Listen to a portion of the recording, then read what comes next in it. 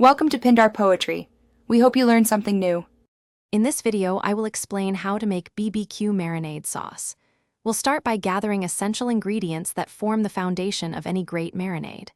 Think about balancing sweet, savory, and acidic elements to create a rich flavor profile. You'll need items like vinegar, a good quality oil, and a sweetener such as brown sugar or honey.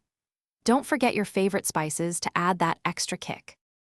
Now, let's explore how to customize your marinade to suit various meats and preferences. You can easily adjust the sweetness by using more or less honey, or even trying molasses for a deeper flavor. For those who love a bit of heat, a pinch of chili powder or a few drops of your favorite hot sauce works wonders. Fresh herbs, like rosemary or thyme, can also elevate the aroma and taste significantly. Once you have your ingredients, it's time to mix everything together. Use a non-reactive bowl, like glass or ceramic, to prevent any unwanted chemical reactions. Whisk all components until they are well combined and smooth.